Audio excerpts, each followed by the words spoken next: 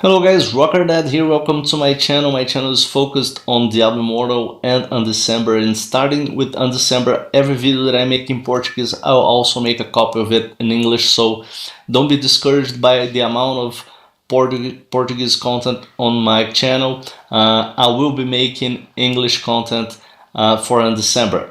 Every video that I make, it will have a Portuguese version and an English version, and I try to make very useful and good tip videos. So if you like what you see here, subscribe so you come back to more great content in my channel. And if you really like what I'm doing here, don't forget to share with your friends and don't forget to like the video. All right, so let's get to it. Let's go to the content of this video.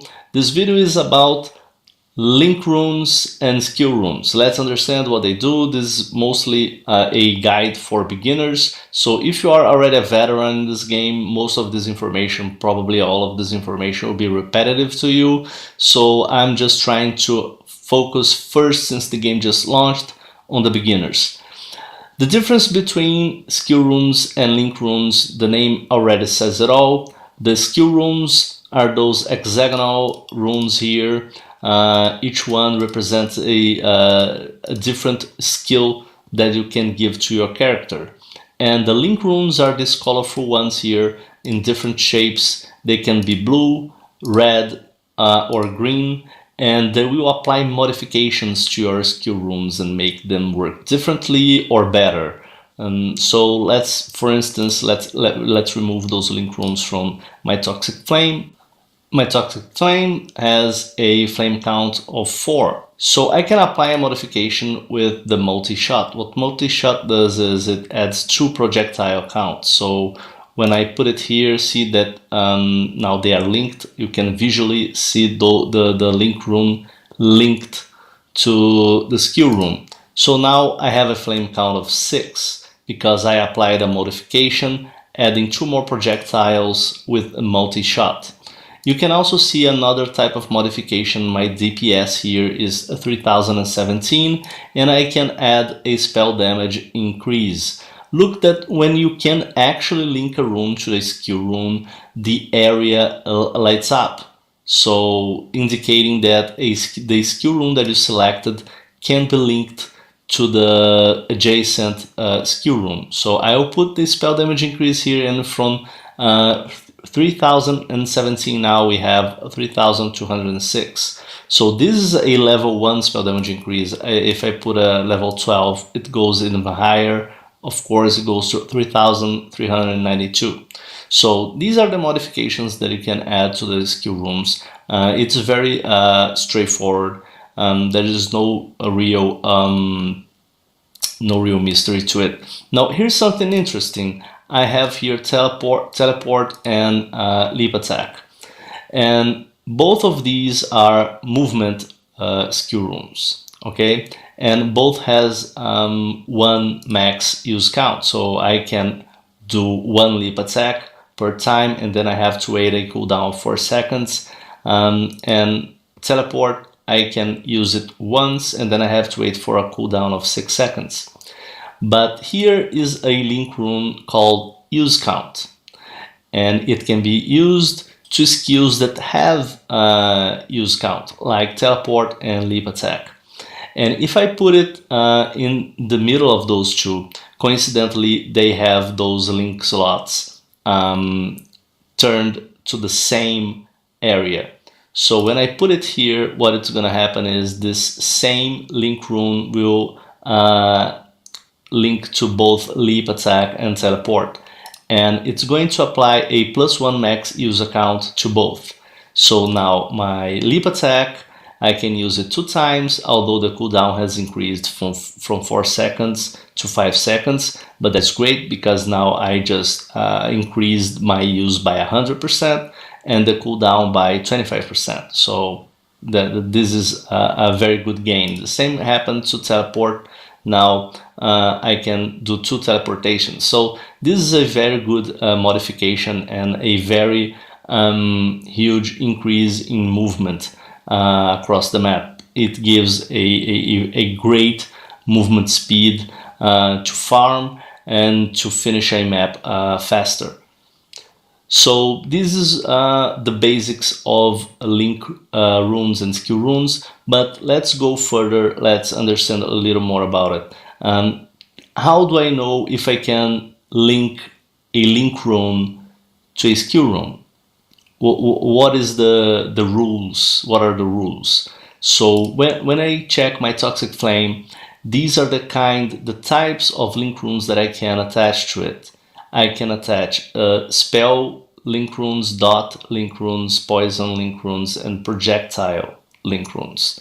This one here, multi-shot, is a projectile. That is why I can link it to the toxic flame. And this one here, it's a dot and a spell, and I can add both dots and spells to the toxic flame. So that's why those two link runes, they can be linked to the toxic flame. Now this one here, find weakness, could I link it to toxic flame? Let's remove here. See that the area does not light up, and I'm just gonna put it next to toxic flame. It does not link to it. And why is that? That's because find weakness is the type, it's a strike type of link rune. It can be linked with strike skills. There are no strike skills in toxic flame, only spell, dot, poison, and projectile. That's why I cannot link it, even though it is a green link rune and it's sitting next to a green link slot. So it won't work. You need to have some a link rune that can be connected to the skill rune, and this one is a projectile, and I can link projectile link runes to toxic flame. So that's what I have to keep in mind. Now let's take a look at another link rune. This one here is attack damage increase. It is a dot. All right, so since it is a dot, it can be connected to toxic flame, but there are no red link slot. There's no red slots around my toxic flame, so I cannot put it, I cannot link it to the toxic flame. I cannot add its modifications to toxic flame because there are no red slots. So how can I add a red slot to my toxic flame? Let's take a look at it. So what you're gonna do is you're gonna go to the Mystic, and then you go to Rune Enchant. So in this screen, you're going to choose the skill that you want to modify. For instance, Toxic Flame, just put it here. And now you have these three basic essences, which are the ones that I'm going to explain to you, because the other ones, they are quite rare to obtain, and the video would be too long if I went into each one of those, and it's not the point. This is a video for beginners, so we'll stick to the three basic essences. The Rune Birth essence, it rainbows the number of linked slots by chance. So what's gonna happen is after you press the enchant button, you will lose your slots and you'll get a new set of slots. The amount of slots, the color of those slots, and the position of those slots, they are random. Then you have the Rune Link Essence. It changes a linked slot's location by chance. So suppose that you are satisfied with one blue and one green. Alright, so you are satisfied with both the quantity of slots that you have and with the color of those slots. The only thing that you need to change is the position of those slots. Their location, they are not optimal for your build. You need to change the location of those slots. So you use the Rune Link Essence every time you press the button. Those two slots that you have, they will keep the same colors, they will just change position. And then you have Rune Color Essence. It changes the linked slots color by chance. So you are satisfied with the amount of slots that you have, and you are satisfied with their position. The only thing that needs to change is their colors need to change. So you press this button every time you press this button, every time you use a Rune Color Essence. It's not going to change the amount of slots that you have, and it's not going to change their position. The only thing that is going to change is the combination of colors. So you can keep pressing this button until you get the combination of colors that works for you. All right, so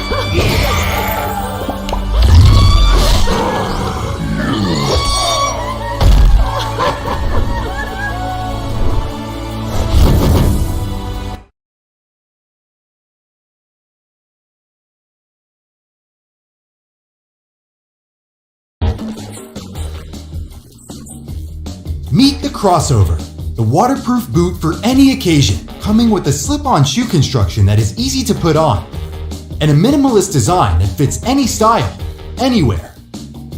It combines the comfort of sneaker with the sturdiness of a boot. Cold, rain, snow, we got them all. But why hemp? Hemp is actually the most sustainable fiber in the world. It absorbs CO2. It doesn't need pesticides. And it needs 5 times less water than cotton. But here's the craziest fact. Hemp is so strong that Henry Ford built an indestructible car with it. Our Chelsea boot is made for the active person, the challenger, the go-to places. And that's why we made it waterproof. The special BioWax coating will repel dust and liquids from coming in, and our super membrane will keep your feet dry no matter what. But we wanted to go the extra mile. We looked for the most experienced boot manufacturers with the best machinery and the most talented people. We teamed up with a small factory in Portugal with decades of experience crafting bootwear.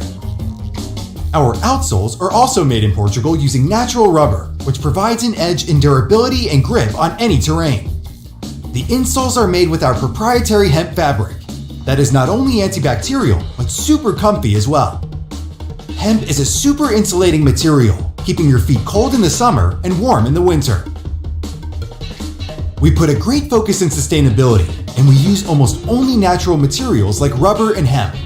For that reason, the boots are 100% vegan and almost completely biodegradable. The only pair of boots you will ever need. Super comfortable, stylish, and also super easy to clean. Cold, rain, or snow, go anywhere you want and keep your socks dry with a pair of 8,000 Kicks Chelsea boots. For the past 3 years, we have been working on making our hemp fibers stronger, flexible, and more waterproof than ever. Because hemp is the world's most sustainable fiber, we want to show everyone it is possible to create super quality products while also saving the planet. Together, we will make hemp great again as it once was. So, what are you waiting for? Get your waterproof hemp Chelsea boots right now on Kickstarter for a fraction of the cost and help us make hemp great again.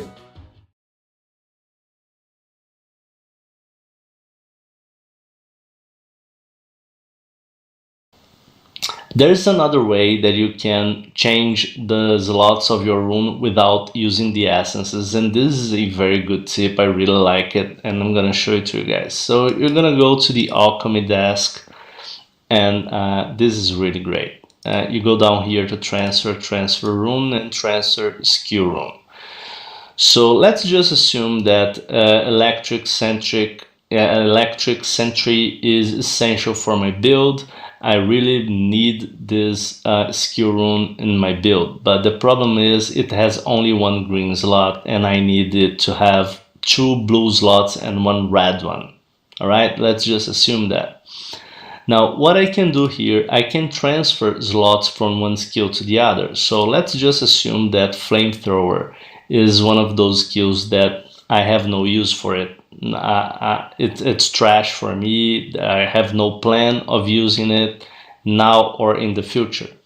So I can put it here, and then the target skill to receive those slots, I'll put it here in this slot. So I'll put electric sentry here. So you can look at the final results up here. The 2 blue slots and the red slot from flamethrower will be given to electric sentry. And after I craft it, it's free to craft. You only have to wait 10 minutes. So after those 10 minutes, I will not be using any essence. What's going to happen is flamethrower will be discarded. I will lose flamethrower, but the slots will be inherited by electric sentry. So this is a very good way to transfer slots and to make your useful skills receive good slots from useless skills. That's why you should not drop the skills that you don't need. You should not salvage them. Just save them. Go to your journal, go to your item compendium, rune compendium, and just save those runes for later. Just keep them safe there. And every time you need to check if there are some good runes with some good slots that you can use. You can just check your compendium, and suppose that you find another electric sentry, all right, or another spread shot, and the next one that you find has like 2, 3, it has more slots than the one that you keep in your compendium. Just exchange them. It's always nice to have a backup rune in your compendium with more slots that you can use. So let's take a look now at rune growth, how we can grow runes. For this, I'm gonna need to get some materials here. Do I already have the materials? No, I already have the materials with me. So we go to the Mystic, and now let's suppose that I want to grow Leap Attack. All right. So Leap Attack is a red skill, and when I mean that it's red, it focuses on, it prioritizes the strength attribute. The green skills will focus on dexterity, and the blue ones on intelligence. So the higher this rune goes in level, the more strength it will require me to keep leveling it up. So since it's a red skill, if I use one minor red element, it will go to level 2 with only one. But if instead of using a red element, I use a green one, it won't go to level 2, because a green element, it's not gonna give me the same amount of experience to level up my Leap Attack, because it's a red skill. So if you use a material from a different color, it's going to give less experience points than if you use the material of the correct color. The same is true for link runes. You can level them up as well. So this is a blue link rune, so I should use the blue materials instead of the red or the green ones. I can also use the earth one. And with that information, you are now able of creating your skill runes and apply all the modifications that you need for them. You have all the basic information in your hands now. The only thing that is left is know how to set your skill bar. So you have 2 sets of skill bars here. The first slot, you can put 5 skills here, and then on the second slot you can put another 5 skills. This can be useful if you want to use one bar for farming and the other one for bosses or for PvP, for instance. And you can change between them using, I'm playing on the PC, so you can press the left control and then you switch between them. No. So also keep in mind that every time that you make a change in your runes here, if you remove them from the board, they will be missing from your skill bar, so you have to add them again. Just keep that in mind. Okay.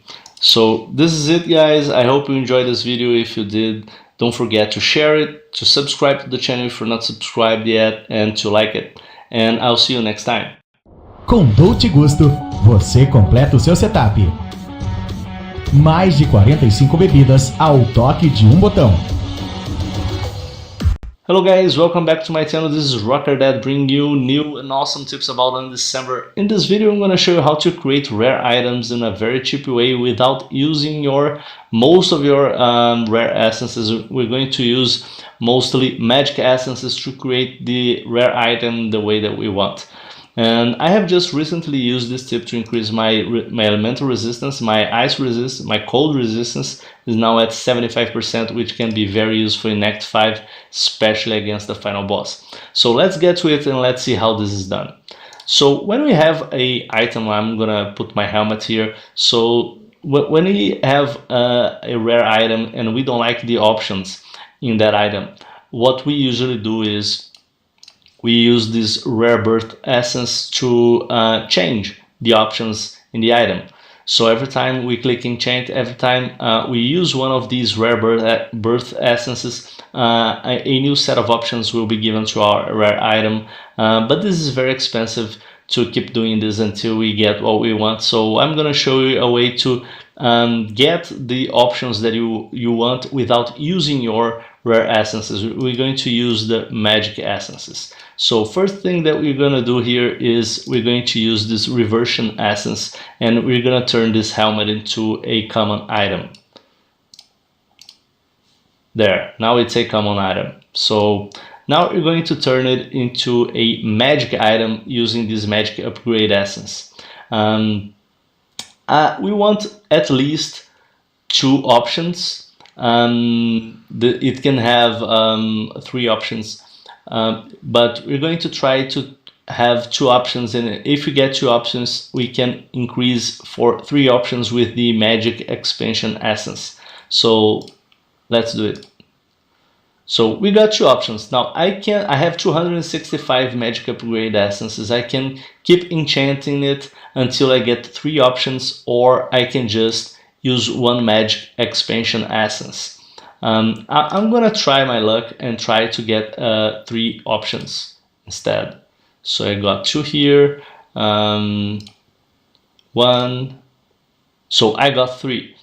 Now notice that now that I have 3 options in my helmet, I cannot use the magic expansion essence, so I can only have 3 here. So it won't add a 4th. It even has some chains here preventing me from using it. So now what we're gonna do here is we're going to try to get the options that we like using the magic birth essence instead of using the rare one. So we're going to use the magic birth essence. I have almost 400, so I can just go crazy and get what I want. Just for purpose of the video, let's suppose this is what I want, okay? In your case, you will be pressing this button until you are satisfied. Because now that we are satisfied with the options that we have in our magic helmet, we're going to make it, turn it into a rare helmet. So when we do that, we will keep these options. They will not go away. They will not be substituted for other options. So let's do it. Let's upgrade this helmet to a rare helmet. So now I will turn it into a rare helmet. See that I kept the fire damage, I kept everything, and I gained 1 new option here. So even though you don't have any control over the 4th option for your rare item, just to be able to have control over the first 3 ones, the first 3 options, that's already very powerful. It's a game changer because now you don't have to try to find a good rare item. You can create it, and you can create that good rare item using those magic essences that are just sitting there in your chest, being useless and accumulating dust on them, and now you're just, cleaning the dust off of those magic essences and making them useful. And they are very easy to come by, they're very cheap. So just to be able to create custom or semi-custom rare items using those very cheap essences is something very powerful. And if you do that with a lot of your equipments, you can create some very strong synergies with your options. You can raise all your elemental resistances if you want to, or any other decision based on your game strategy or on your character build. So this is a very, very powerful tool. As soon as I learned it, I knew that I had to make a video about it, and I really hope that you guys like this video. And if you do, don't forget to press the like button. If you like the channel, if you like what you're seeing here and you're not subscribed, please subscribe so you'll be notified of new content. And if you think that your friends will like this video as well, don't forget to share it with them. And just as a reminder, this channel, I make videos in Portuguese and in English. And I have a separate playlist for my English videos, so I'll put in the description the playlist. Now, only a couple of videos now, but with time that playlist is going to grow. I have more, for instance, in Diablo Immortal, I have more than 100 videos, and they are all videos with tips. I have another playlist for news. So every time there will be like news about events or any important news, there will be also a separate playlist with news in English. So I really try to separate and organize everything in my channel so you can easily find it, be it my Portuguese audience, my Brazilian audience, or the English speaking ones. So yeah, that's it. Anyways, hope you guys enjoyed this video and I see you next time. A má alimentação desequilibrou a flora intestinal? Enterogermina restaura a flora com equilíbrio prolongado. Hello guys, welcome back to my channel. In this video we're going to talk about the Zodiac, the importance of the Zodiac for your build, and we're going to talk about the stats, the traits, the specialization, how much it's going to cost to reset those points in the future, and a little bit of how you can use the Zodiac to kill those nasty bosses. So first things first, let's talk about the importance of the Zodiac for your build. The foundation of your build are your skill runes and your link runes, because those are the skills that your character has. Those are the skills that your character is going to use, and those skills will somehow direct the investment that you make in the Zodiac. For instance, my main skill is the Toxic Flame. That means in the Zodiac, the Toxic Flame is a spell, so I will be investing in spell damage. Toxic Flame is also, because it's a spell, I need to invest in intelligence so I can go higher and upgrade a Toxic Flame to higher levels. The higher the level of the Toxic Flame, the more intelligence the game will ask for my character to have. So in a way, your skill runes, which are the foundation of your build, will direct some of your investment in the Zodiac. But there are many paths that you can take. There's not only one path that you can take based on your runes. So two characters, they can have the exact same runes, and if they invest differently in the Zodiac, they will end up being completely different characters, achieving different results. So that's how important the Zodiac is for you. So let's start with the stats. The stats, they are self-explanatory. We don't need to really go too deep into it. So we understand how different they are.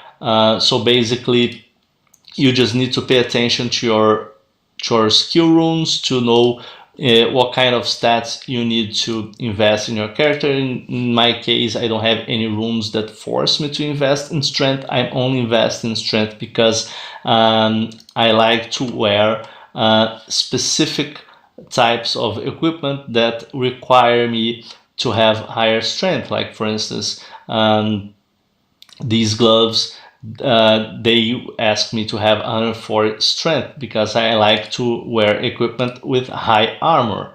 So that's a choice that I make for my build. So my character is like a fighter mage, if you may. But I could go with dexterity, or I could go with full intelligence, and I would still be respecting my runes. So how you invest in your stats will also give some flavor to your build. You can have two people with those same runes that I have, and one can go full intelligence while I go intelligence and strength. So that's one way of differentiating your character build. So now let's talk about the traits. You have 8 different constellations with traits, and inside each of those traits you have several trees. Like inside trait 1 you have the Afros tree, you have cliff, and you have plains. And the higher the trait, the more trees it has. Like if you go to trait 7, look how many options you have here. And not only you have more trees, but you have bigger trees with more options and more starting points. Those green circles are the starting points. You need to start investing your points in those green circles, and then you need to invest them in a sequence. You can get all the points in a tree. Like if I wanted, I could get all those points here in the cliff tree. And you can also, if you want, get allocate points in more than one tree in the same trait. Like in trait 4, I put 5 points in the seed skill tree, and then I put 4 more points in the petal skill tree, they are both inside trait 4. So you can invest as many points as you want and that you have available inside a trait. Just try to do something that has something to do with your build. Like, for instance, damage upon attack. This is like a physical attack. It has nothing to do with my build, so I didn't get any of that because I use spell. So I got this one, damage upon spell. And the third tree is like for minions and sentries, and I don't use minions and sentries, so I didn't put any points in it. You start in the beginning with only the trait number 1, and then you'll be granted access to the next traits. And how do you get access to those traits? Spending trait points. So each trait will have a rule for you to unlock it. Like, for instance, I still didn't not unlock trait number 8 because it requires me to have 61 points in use, and I only have 55. I don't have enough points used to unlock trait 8. The same goes for the specializations here. Around those traits, you have those 6 specializations. As you can see here, it's like some houses. For specializations, you have the bow and arrow here, you have a hand here, a sun here, 2 axes, a sword and a shield. And after you reach the amount of trait points required, the specialization will unlock. So specialization 3 requires 70 points. That's why I still don't have it, but I have already unlocked specialization 1 and 2. After you get the specialization 1 in one of these houses, then you need to follow specialization 2 and 3 inside the same house. I cannot get a specialization 1 here and 2 here. It's not gonna work, okay?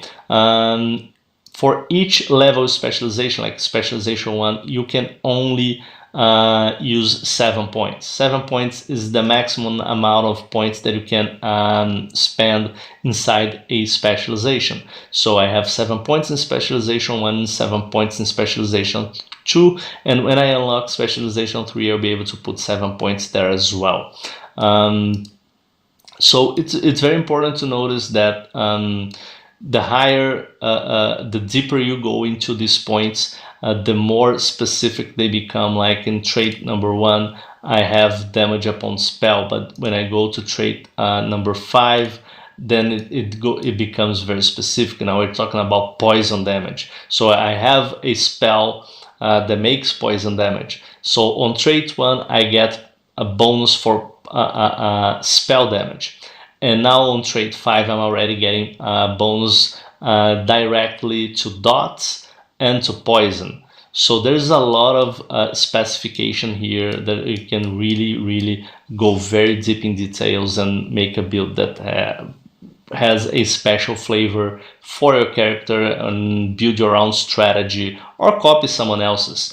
But it's very important to understand how different 2 characters with the same rune skills they can become depending on how different they invest their points in the Zodiac. So the Zodiac is very important for your build because all those points, 55 points, it's a lot of points, and they will all add up and increase substantially the damage of our character. Just so you can understand how much we're talking about. Like my Toxic Flame here has a DPS of almost 24,000. So I will just reset my traits here and my stats, and let's see how much my DPS will drop. So now my DPS is 8,000. So it went from 24,000 to 8,000. It dropped 16k. So yeah, runes are important, guys, and you can invest and increase the levels of those runes. But look how much, look at the gap. There is a 16k gap. It's triple. So 1/3 of my DPS comes from my runes. The other 2/3 come from the Zodiac, so that's how important the Zodiac is. Okay, so I really hope that is very clear for you. So now let's take a look at, I just did a free reset, but in the future, after we finish episode 2, those resets will not be free anymore. Just so we understand what that means, episode 1 means the first 5 acts, and episode 2 the last 5 acts. So after you complete the story, the game assumes that you already understand how things work, and it's going to cost you to reset those points. So how much is that going to cost? Let's take a look into it. So here's an example. There is this guide here on Undecember homepage, and it clearly shows that for if you're going to reset 495 stat points, it costs 49,500 gold. So that's 100 gold for each point in your stat. I find that very cheap. Let's just understand that we're not going to be resetting, especially after we finish the story, we're not going to be resetting our points very often. So this is very cheap, and I think it's okay. Now, resetting the trades is way more expensive. See here that for 103 trade points, it costs 257,000. So it's basically around 2,500 gold for each point. So it's a little bit expensive, but like I said, it's not something that you expect to be doing very often, resetting your points, and just keep that in mind, how much it's gonna cost you in the future. And as a final note, I'm just gonna leave you here a tip. It's very basic. Like there's a lot of there are a lot of bosses in the game that can be very tough. Some different people with different builds and with different abilities will have difficulties with different bosses. And what you can do is, if a boss is easily killing you, like one hit killing you, notice the damage done by the boss. Like for instance, one boss that is very tough, a lot of people have difficulty with it, is the final boss in Act 5. So that boss does a lot of ice damage. Okay, so the game, it's already telling you recommended element resist 66. So go to your character and go to defense and see how much defense you have here. Now, I have my resistance is very low here because I have removed my points in the zodiac. So anyway, just for instance, it does cold damage, right? That boss in Act 5 does cold damage. You can search here for cold, and then the game will show you where you can get things related to cold. Like here, it's probably damage, cold penetration, cold damage, but you can also find cold resistance. Let's see if this one here, yes, it's resist, like cold resist. So you can invest on elemental resistance using the zodiac instead of focusing on damage. If you're dying very easily to a boss, try to invest a lot in elemental resist. Just abuse the fact that you can reset those points freely and you're still doing the game story.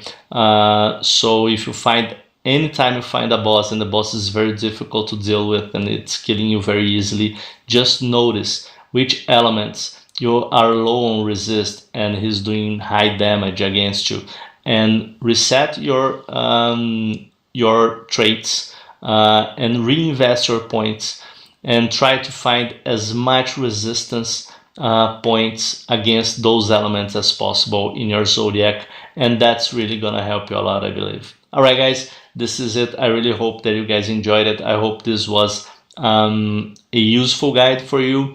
I know those guides are they're like guides for beginners, and as we advance into the game, I'm going to start to make more advanced guides.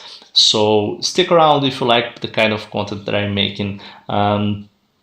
Don't forget to subscribe to the channel so you get notified for future videos, and don't forget to share it with your friends so they can have access to it as well. And don't forget to like the video if you liked it. If not, it's okay.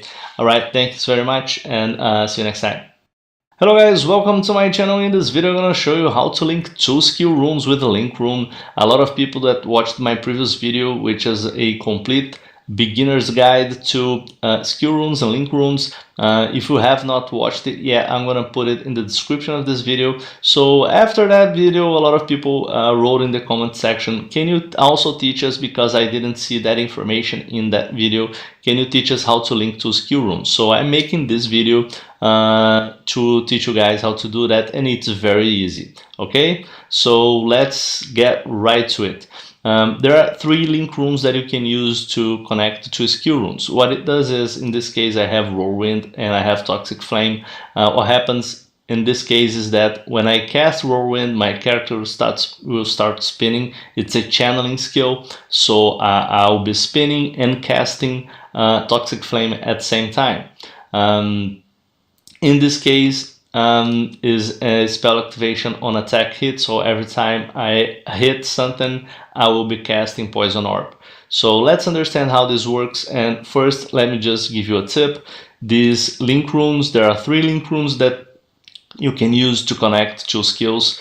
One is the spell activation on attack hit, the other is spell activation while channeling, and the other one is this spell activation on spell hit. These 3 link runes can be bought at the Mystic in Act 2. Okay, just go to the Mystic, click in Rune Shop, and you'll be able to buy those 3 link runes. Okay, so I have 2 examples ready for you guys, and we will understand how to make it work. Let's start with spell activation while channeling. So you have to follow these rules here. If you read this carefully and pay attention to what you are putting on the board, just follow these rules and it will work. Okay, so let's see. Must link an activation skill with the channeling tag. So the activation skill goes on the top and the target skill goes on at the bottom. So this is my activation skill. It's Whirlwind, and it has the channeling tag here. So it follows that rule. Must link an activation channeling skill. That's happening. And the target skill must have a spell tag. So my target skill is Toxic Flame. It has spell, dot, poison, projectile. So it has the spell tag. We are also following that rule. And they must be in the arrow's direction. What arrow's direction? These arrows here. You must position the activation skill here and the Toxic Flame here. So they must follow this direction. You cannot rotate this arrow here. Okay, so not only those skills must be positioned in the right place, they must have a slot of the right color in the right position so you can make this connection. Okay, and the final rule, the target skill, in this case which is Toxic Flame, cannot be linked if any of the tags exist. So let's check if any of those tags exist. I'm gonna put Toxic Flame on the right, and we can read the forbidden tags on the left. We cannot have in Toxic Flame attack, channeling, totem, sentry minion, movement, or toggle, and we can clearly see here that Toxic Flame doesn't have any of those tags, so we are also following that rule. So we follow all the rules, and we can see that it's working because the link rune is glowing. Okay, the last thing that we must do is we need to put the target skill registered in a skill slot to activate. So just put both the activation skill and the target skill in the skill slots here. This is your skill hotbar. You already know this because you're playing the game. So we are set. Actually, there is only one problem here. We need to change our weapon. All right. So always pay attention to the weapon restrictions. Toxic Flame can be used with all weapons. Whirlwind can only be used with dagger, sword, axe, blunt, or staff. Okay, so my character is using a staff, so we are set to go. So as I press the W, I'll start casting channeling Whirlwind, and as Whirlwind happens, it has to cast Toxic Flame. So let's check it out. So it is working. All right, as I spin around, as I cast Whirlwind, the Toxic Flame is being cast. So it worked perfectly. Now let's do the other one. Spell activation on attack hit. Let's read the rules. Must link an activation attack strike skill. So I have combo here. It has attack, melee, weapon range, strike, and physical. So it is an attack strike skill. The target skill must be a spell. So Poison Orb is a spell, area of effect, strike, poison, and projectile. So it is a spell. So we are also following that rule. They must be in the arrow's direction. In this case, this link rune is red, so we must have the activation skill on the top, the target skill at the bottom, and they must have red slots in the right position so they can be connected by the link rune. So all that is working perfectly. Now the last rule, the target skill cannot be linked if any of the tags exist. So let's read here the Poison Orb.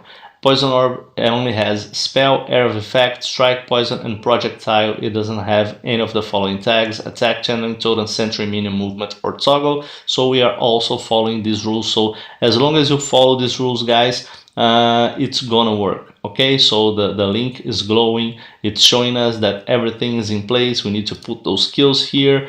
In the skill slots, we have a chain over combo, and that means that we are not using a proper weapon for combo. So let's check here. Poison Orb can be used with all weapons, and combo can only be used with sword and axe. And our character is using a staff, so I'm gonna put a sword on the character, and we should be fine now. So let me change here to the other tab, and now we have the combo on the W, and here we have the Poison Orb. Remember, this is spell activation on attack hit, so it's not gonna cast when I use combo. I need to hit something after I hit, then the Poison Orb will be cast. So let's test it out. See, the Poison Orb is cast as soon as I hit the enemy, and that's it.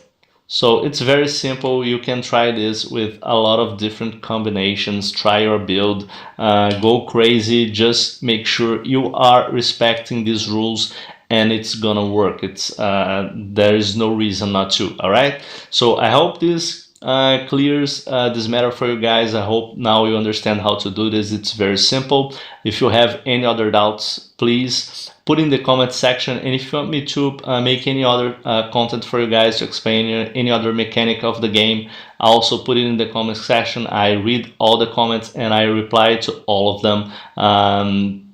So that's it. If you like this video, please don't forget to press the like button, and don't forget to share it with your friends. And if you're not subscribed to the channel, maybe it's a good idea to subscribe to it. You'll be notified every time I have a new video if you like my content. And that's it. See you next time. Hello guys, welcome back to the channel. This is another video for Undecember. We have some news. Yes, the game was updated recently, and there's some new stuff for us here, and I'm gonna show you guys. So the first thing that we have is new costumes. So there are new costumes. The Time Bone costume, this is the male one, and this is the female one. They cost 300 diamonds, or crystals or whatever, the helm, and 500 crystals the chest armor, and the same for the female armor. It's for those of you who like those cosmetics. Here it is, and there's also the cosmetic for the weapon and the shield. There's also a new pet for 400 crystals or diamonds, whatever. It's the same diamonds. Okay, it's called diamonds. So 400 diamonds. All pets are the same, and it's I believe only cosmetic as well. It's only the appearance of the pet. They all do the same stuff, I believe. Here's also a cosmetic for portals. But this is the best part of this update. Some improvements and other modifications. The drop rate of unique and legendary items will be raised. So now, I don't know how many of you guys that came to Undecember from Diablo Immortal like I did, and how many times have we asked Blizzard to raise the drop rate of legendary items and set items in Diablo Immortal, and they never did it. So the game Undecember just released, and they have already increased the drop rate of unique and legendary items. So this is great. Okay, this is great. And this is for those of you who have finished the story mode, have finished the two episodes. Like if you have finished the 2 episodes, you have killed serpents, then you are already doing starting to do the end game content. And at the end game content, you will be receiving chaos cards every time you do the chaos dungeons. You will at the end get some chaos cards. So now what they're doing is the obtain rate of chaos cards that are magic grade or higher will be raised. So you'll be able to get better quality chaos cards as well. So this is all great news. As about the chaos dungeon, the statue XP obtained when defeating the monster will be raised. So when you're doing the chaos dungeon, at the end, after you clear the monsters, you can kill a boss. After you kill the boss, then you complete the chaos dungeon and you get an XP to upgrade the statue. And it's important to upgrade the statue because the higher the level of the statue, the higher the level of the maps of the chaos dungeons, and the higher the rewards. So now chaos dungeons, they when you kill the monster, the final boss, I believe is what they're trying to say here, you get more statue XP. So also great. And other than that, some server stabilization. And this is also important, guys. The first season, they changed the date. It was going to end on October 26th. Now it ends on November 2nd. So we got like 7 more days, 1 week more on season 1. All right. So this is it. This is the news. There's also some news here that I find that it is important. If you guys play on the PC and you are having problem connecting to the game, part of it can be because of the N Protect program that they have. It's an anti-cheat. So they just released here on the Steam. Go to Steam. There's a link here to download a program that allows you to delete and protect. Okay, and some players are having trouble connecting to Undecember because of End Protect, which is like I said, it's an anti-cheat software, and for some reason it's messing up the gameplay for a lot of players. So if you're one of those, this is not for mobile guys. This is for PC only. Okay, so you can access this link here and get this Game Guard deleting program, and maybe that will help you connect to Undecember and make it more stable. All right, so this is it for me. If you enjoyed this video, remember, press the like button and try to share with as many people as possible, because that's what helps the channel grow. And if you're not subscribed, maybe you should, because then you will be notified every time I make a new video. And I'm releasing a lot of content today. That's 3 videos, and there's more to come. All right, so this is it. See you guys next time. Hello guys, welcome back to my channel. In this video I'm going to show you how you're going to triple, that's right, you're going to triple the amount of storage that you have, and for free. You're not going to spend any money doing it. So this is a great tip, the kind of tip that you have to share with your friends. So after watching this video, if you like it, don't forget to press the like button. If you're not subscribed, please subscribe to this channel, because it will really help us growing. And of course, if you really like this content, share it with your friends, because this is a very useful tip. So let's understand how you're going to do that. You have 2 tabs here in your general storage. Each tab can have can hold 50 items. So you have 50 slots per tab. So it's a total of 100 slots, the same as the character's backpack. But your backpack, you want it to be as empty as possible, because you're going out to the map and you're gonna go to the dungeons and you're gonna farm more items and keep all the useful stuff in your storage. Problem is, this game has a lot of loot, a lot of different items that you want to keep, and you can run out of space pretty fast. So how can you do this? How can you get more space without spending any money? So first thing that you need to understand is that your general storage does not belong to your character. It belongs to your account. So that means that we can create more characters. Like I created here a second character, just as an example, and you can have a maximum for free of 3 characters. So you can create 2 extra characters without spending any money. If you try to create a 4th character, then you're gonna have to buy this currency here, and you have to spend some money to do that. So let's go to my second character so we understand what I'm trying to say here. So this is the second character. It's in the Act 1 first city, and here we have the storage. So what happens when I access this storage? Voila, the same items. So the storage does not belong to the character, it belongs to the account, so it's a shared storage. Now, remember what I told you, the storage has 2 tabs, each tab has 50 slots, the same amount of slots that you have in the character's backpack. So the character's backpack has 100 slots. So I can just send all this stuff or anything that I won't need short term for my main character, anything that I can safely keep on a secondary character's backpack without getting in the way of my gameplay, I can save there. All right, so you can literally empty your whole storage inside a second character's backpack.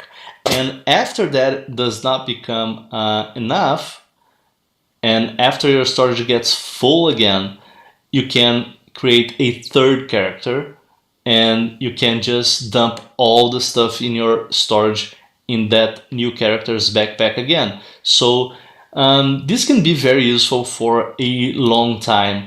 And yes, there is. It's a little annoying that sometimes to access some of the items, you have to change characters and put the stuff back in the storage so your main character has access to it. But not everything you need access all the time or in any short term. So this can actually be quite useful. I think for those of you who like to play free-to-play, or you're still not ready to spend any money on Undecember because you want to get a feel of the game, you want to see if you're really going to spend some time playing this game before you invest any money in it, this can be a very useful tip. It is a very useful tip, and I hope you guys enjoyed it. And if you did, don't forget to like this video, share it with your friends, and subscribe to the channel so you have you're notified of any new videos in my channel. I already have some great videos with some great tips. Tips about how to create, how to use the skill runes and link runes, and a lot of other stuff. I put a link to my playlist of Undecember tips on the description of all my videos, so check it out, and that's it. See you guys next time. O novo Eudora Pulse Action te impulsiona a ir além. Você tem plano? Só vai. Hello guys, welcome back to my channel. In this video I'm going to show you my Toxic Flame Mage build. I'm pretty satisfied with this build, although there's always room for improvement. Right now I'm doing 275k DPS and a max single target damage of 55k, so it's good. I like it. One thing that I like about this build with using dot spells is that when you are like attacking bosses, the other builds will need to stay put in place, and every damage that they make is one attack. One attack makes one damage, not one damage, but every time that they want to inflict damage in the boss, they need to make one attack. With this build, it's different. Like every time we make one attack, we inflict the damage 8 times. Let's take a look.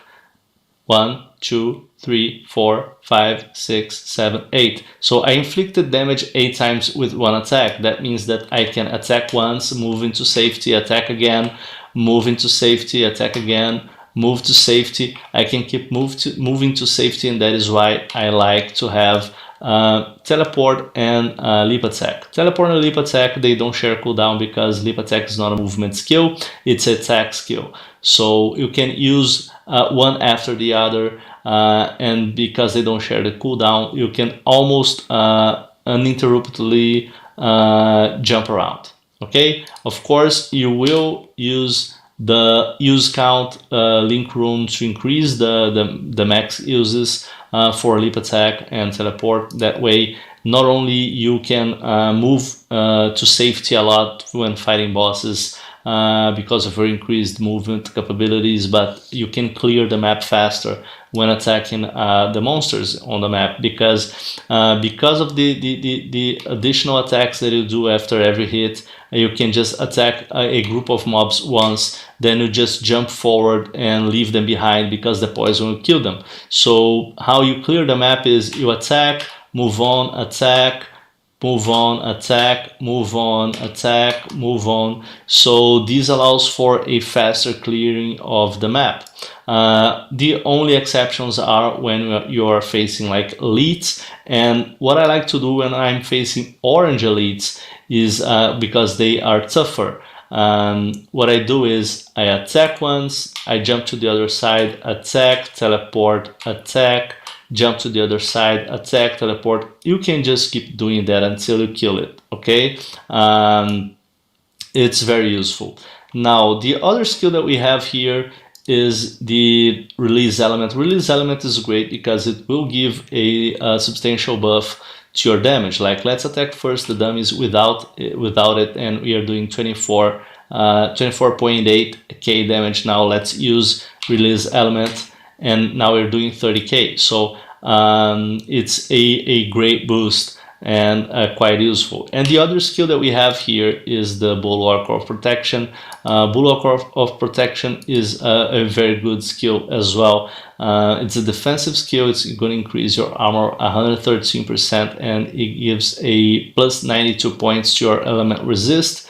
And against bosses, that can be very, very useful, or against in maps with high elemental damage. It can be quite useful. Now, what you have to keep in mind is that Bulwark of Protection requires strength to level up, okay, while your spells will require intelligence, and that's why I share my stats half and half, or as evenly as possible, because some of the equipments will give bonus to one or the other stat, so that's why it's not evenly distributed, but you just try to give half and half to both strength and intelligence. And because you're putting strength in your character, it makes sense to get armor equipment instead of barrier. But if you want to, you can like not take Bulwark of Protection, get something else, and go for intelligence. It won't break the build. It's just a different take into the same build. Like just adapt to any way that you feel is better. For instance, I like to use staff. Other people might prefer to use 2 wands, because wands make faster attack, and with 2 weapons you can get more damage options in your equipment, and that can also increase your DPS. But the reason why I like to use staff is because I really enjoy leap attack, and I cannot use leap attack with wands or scepters, so that's why I use the staff. Okay, but all of these, like I said, these are not written in stone. You can just understand how the build works, and then you can do your own modifications. Now let's take a look at the Zodiac. The Zodiac, it's very straightforward. What you're gonna do here is always look for damage. That's it.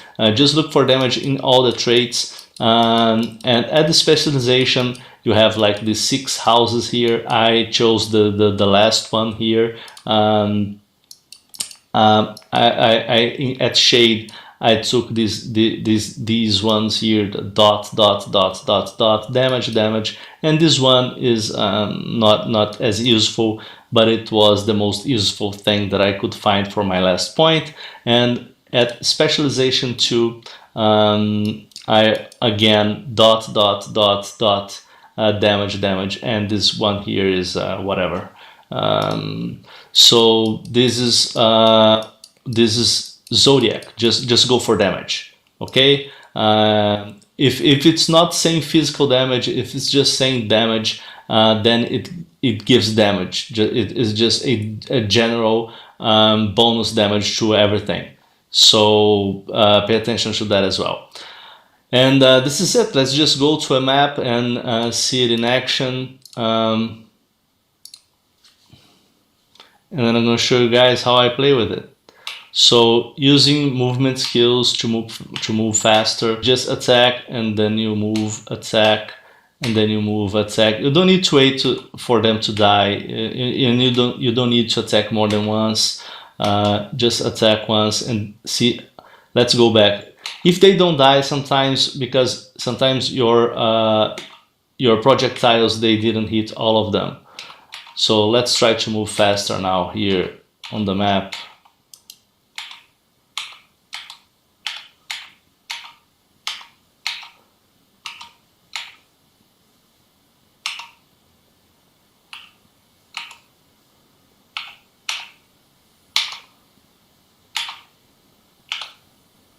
See, you really don't need to wait for them to die. They'll just die. The poison will kill them. If it doesn't kill them, they'll keep running after you, and then you just look back and attack them one more time, and that will finish them off.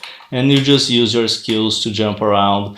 Be careful when you find these elites, okay, because they can do a lot of damage. But you just like jump around, like I said. And then as they turn around, you are already on the other side, and you can easily kill them.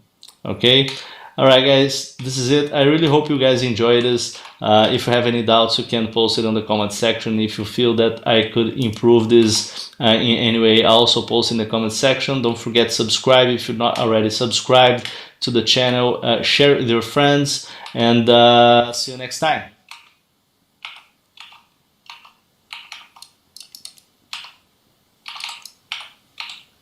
Hello guys, welcome back to my channel. This is Rocker Dad with another Undecember tips video. In this video I'm going to talk about how to get 6 slots in your skill room.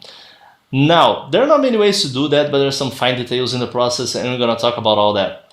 And if in the end of the video you like it, don't forget to share it with your friends, share it in the community, in the Discord channels. Don't forget to subscribe to the channel if you're not subscribed yet, so you can get notified every time I upload new content, and I do that almost every day. Okay, and don't forget to like the video as well if you really enjoy the content. So let's go to the Mystic Go to Rune enchant, and we're going to add a skill here. This is all basic information. We need to use the Rune Birth Essence to reroll the amount of slots that we can get in our skill, right? Now, what some of you may not have noticed is that there's a pity system here.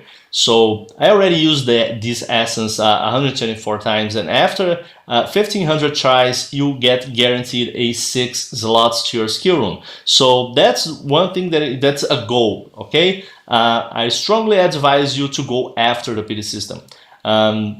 Why? Because there are not many uses for this essence. Okay, yes, at the alchemy table you find one or other conversion that will require these essences, but it's not a lot.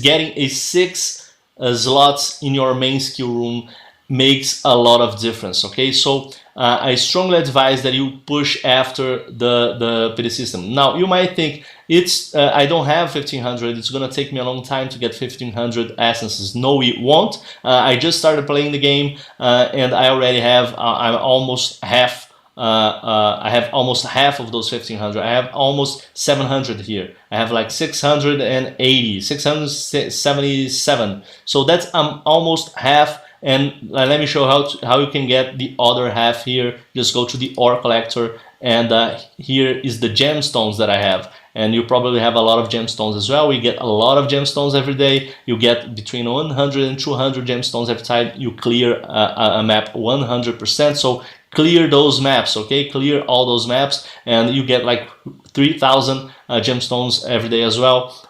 So you get a lot of gemstones, and here at the ore shop you can spend like 75 gemstones to get 1 room birth essence. So every 100 room birth essences will cost you 7,500 gemstones. So this is almost 800. If I spend all my gemstones that I have now buying this essence, I'll get almost 800. So when I add that to the ones that I already have, it's almost enough to reach the PD system.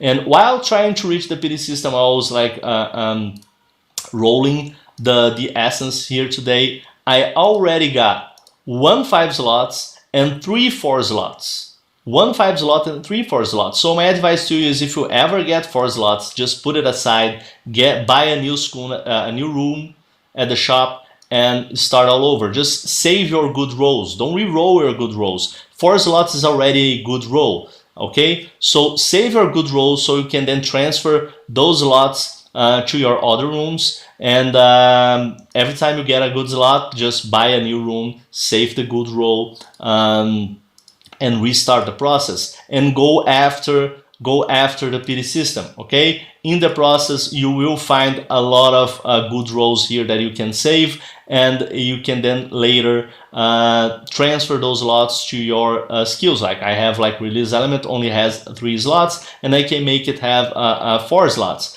The same goes to bulwark of protection, because I already rolled. I have some rolls here with 5 and 4 slots, so I can make my build stronger, because the more link rooms that I can add to my skills, the stronger they become. So just save your good rolls for later. How can I transfer my slots to my skills? This is basic information, but we can cover it in a few seconds. Just go to the alchemy table, transfer skill rune, add the rune that has the slot that you want to transfer and the target skill, so you can transfer all these slots to your target skill. This is the final result. It doesn't cost any gold, it takes 10 minutes, and this is the cost in essences. So like I said, you will use rune birth essence for other things as well, but not as much. So my advice to you is go after the PD system. Now, is that the only way to try to get those 6 slots?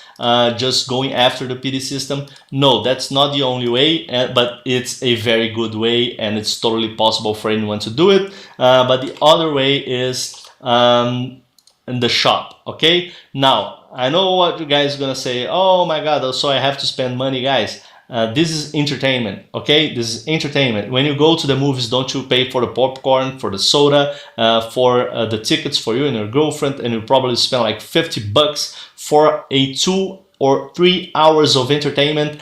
I have already played Undecember for almost 90 hours. That's like 30 movies. And I spent what, $20 in it?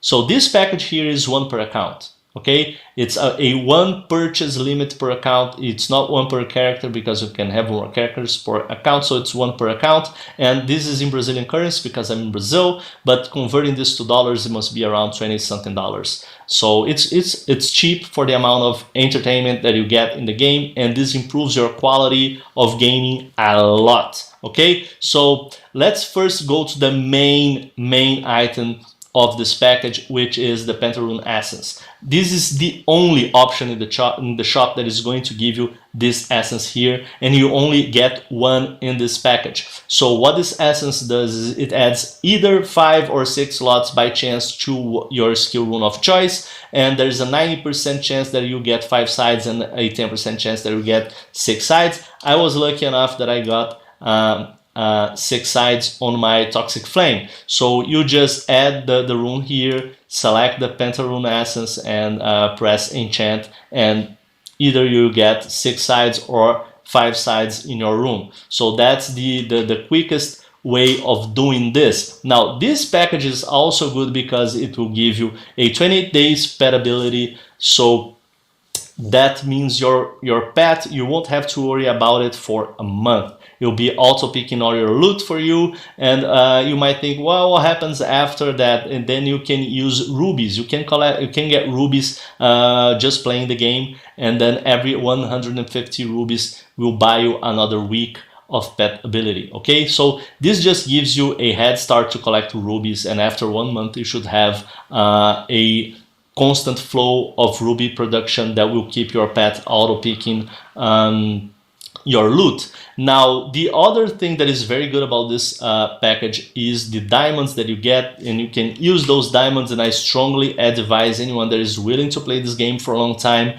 to get at least 700 diamonds, because you really need to open the gear essence storage, because the gear essence storage will hold, you get a lot of these guys, a lot of these, and each slot here holds 2,000 units of each type, so you get a lot of these. And if you try to move these to the normal storage, like here you can hold 2,000, but I have almost 600 here, and if I try to move this 600 to the normal storage, it's going to occupy 20 slots, because you can only put 30 per slot here. Like, try to remove this and you see, like, we can only remove it in bulks of 30.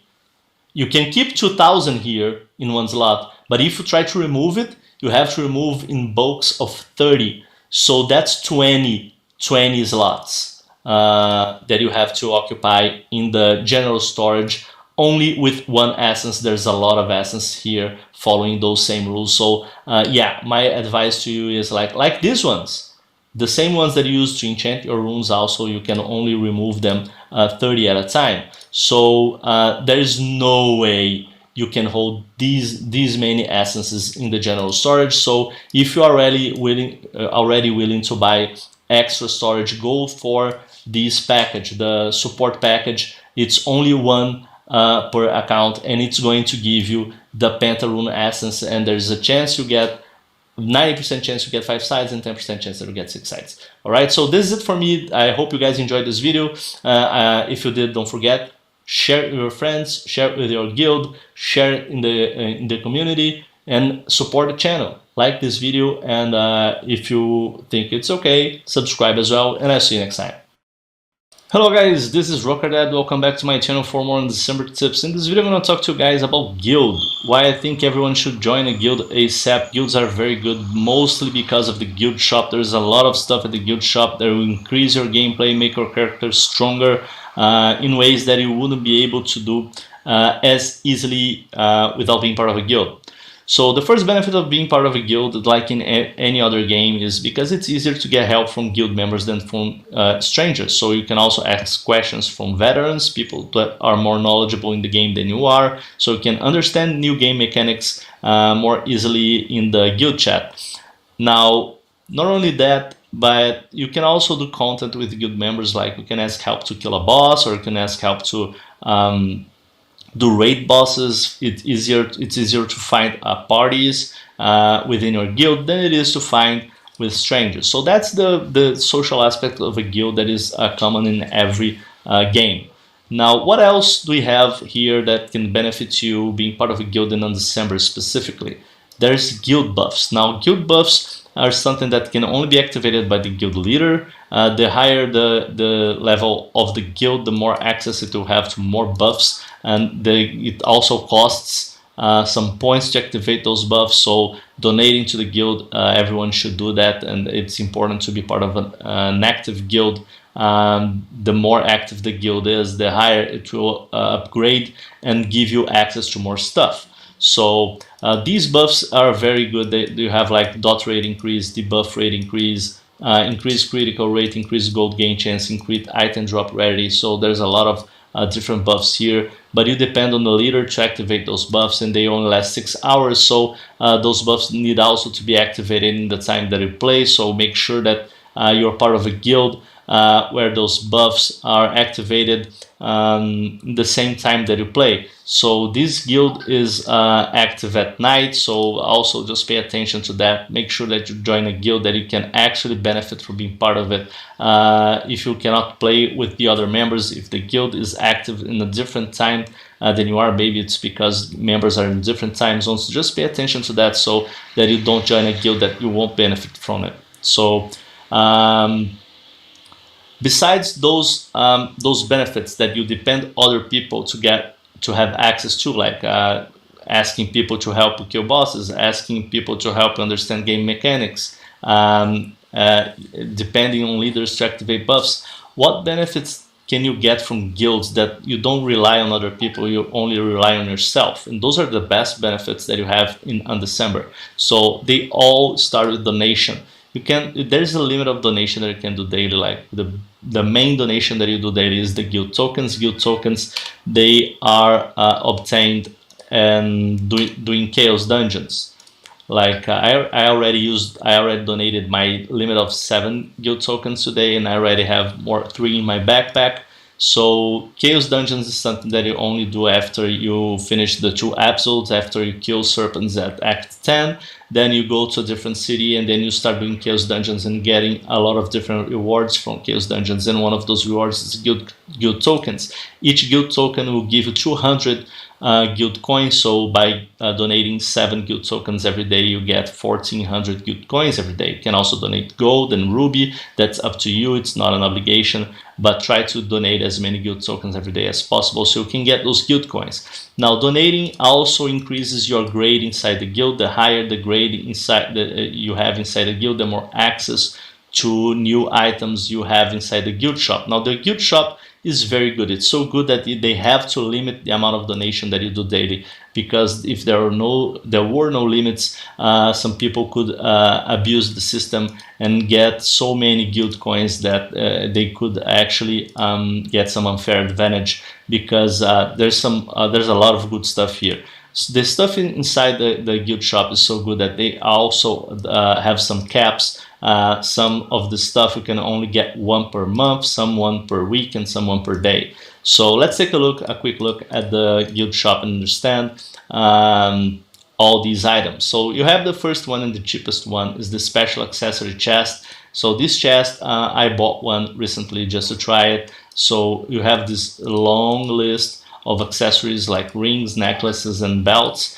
And this is random. You cannot choose from this list. So you get a random item from this list. So it's very crappy. I don't recommend wasting your guild coins in this item. Okay, now let's jump to the last tab here, because these are chaos cards. Chaos cards, you only need to worry about this after you finish the 2 episodes, after you kill serpents at Act 10. And those chaos cards, look how many I have here. I didn't have to buy any chaos cards. You get chaos cards by using chaos cards, because you use chaos cards to activate chaos dungeons. And you get more chaos cards as rewards from chaos dungeons, so you get more than you can use. That's why it keeps growing inside my backpack, so I see no need to buy chaos cards right now.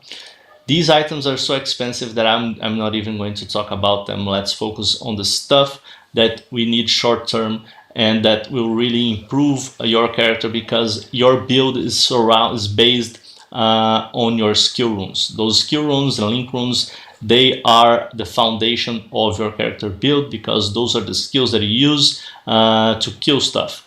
Okay, so the problem is that at the Mystic you can only have access, sorry, not this, at the Mystic you can only have access to a certain amount of runes.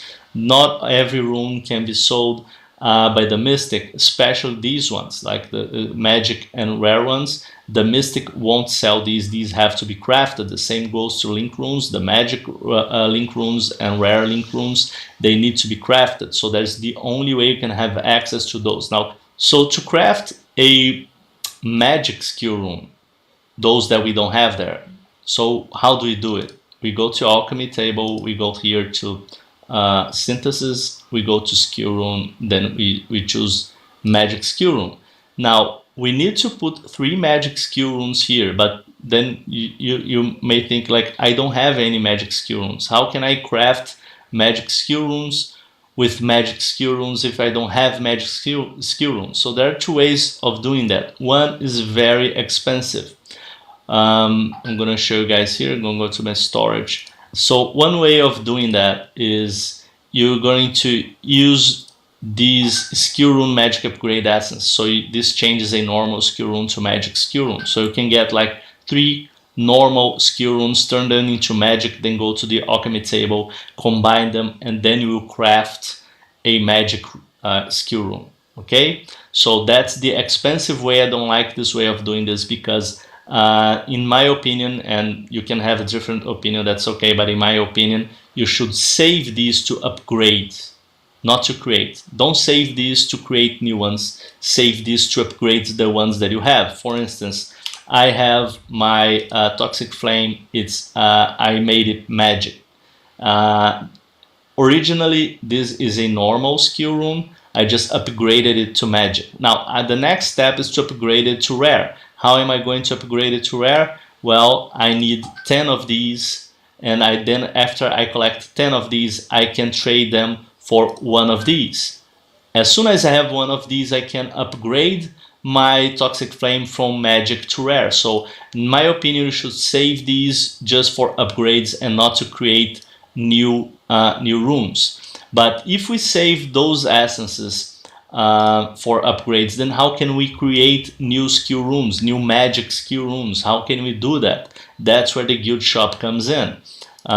In the guild shop, you will be able to spend 500 guild coins to buy these unstable skill runes. See, they are magic unstable skill runes, and I already got 2, so you can only buy 1 per day. So tomorrow I'll buy my 3rd one, and as soon as I have 3 unstable magic skill runes, I'll take them to the alchemy table, and then I'll be able to craft a new magic skill rune. These unstable skill runes, they don't have any skills. As written here in the description, an unstable skill rune, unusable, but can be spent as an ingredient for synthesis. So the goal of these unstable skill runes is just for you to craft new runes. So to craft new runes, you use unstable runes and leave the essences to upgrade your runes. That's my advice to you guys. So not only skill runes can be unstable, can also have unstable link runes. But to have unstable link runes, I need to be grade 3. That's why you need to donate constantly so you can raise your grade inside your guild and have access to more stuff inside the guild shop.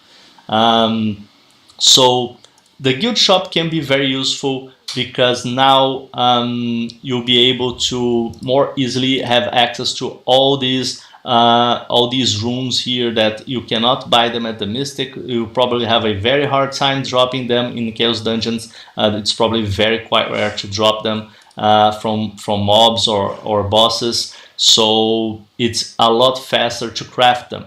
And using the guild shop, you can do it quite fast.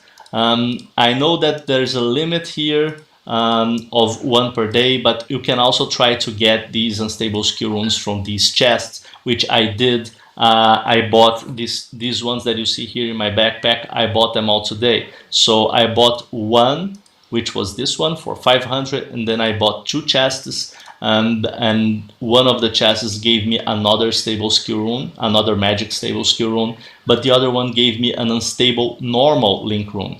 So be aware of that. The chest can give you common magic or even rare stuff.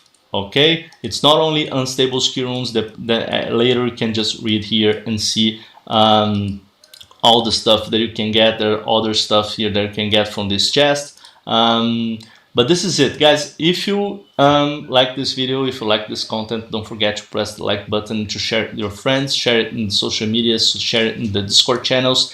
I really believe that being part of a guild can improve your gameplay, can improve your character, make your build stronger by giving you quicker access to those new skill runes.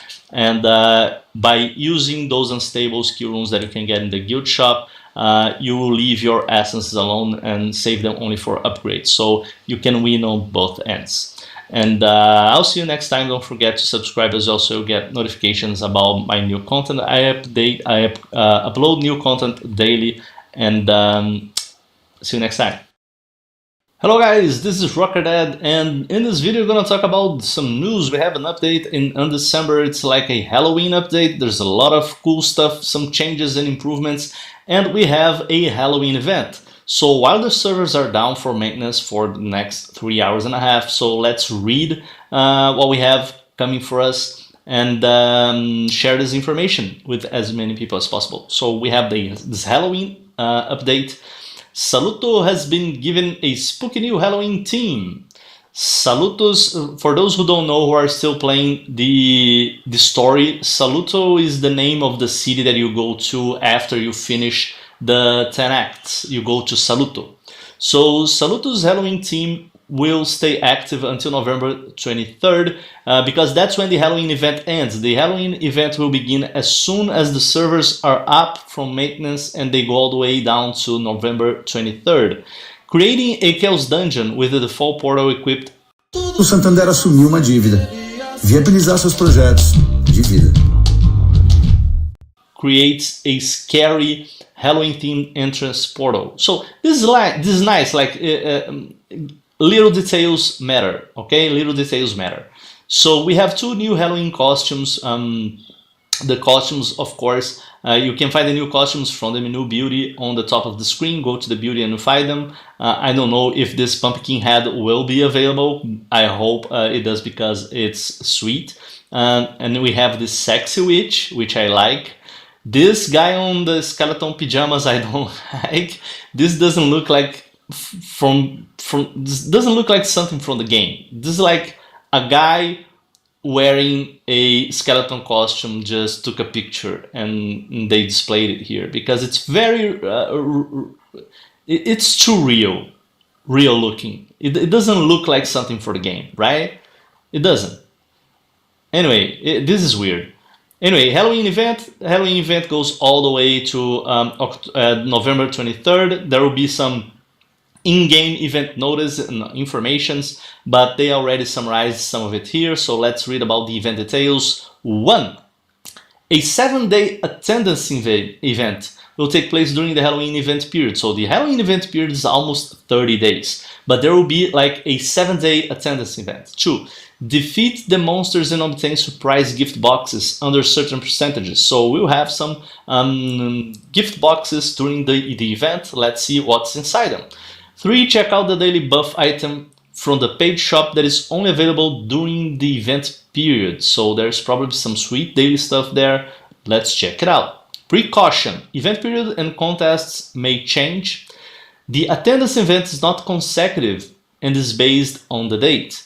Log in during the event period to obtain the reward for each day. So you have like almost 30 days of event. You don't have to log in 7 consecutive days. So probably if you log in during for 7 days during that period, you receive those 7-day rewards. Okay, so it doesn't have to be consecutive. That's what I got from it. The attendance event is updated every day at 9 o'clock UTC. UTC is the same as GMT.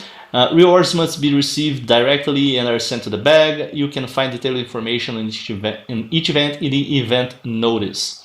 Alright, so let's take a look at new costumes. We have armor and helmet. This is the Rune Noble, the male version. Now this one looks cool, like it's like a pirate or something.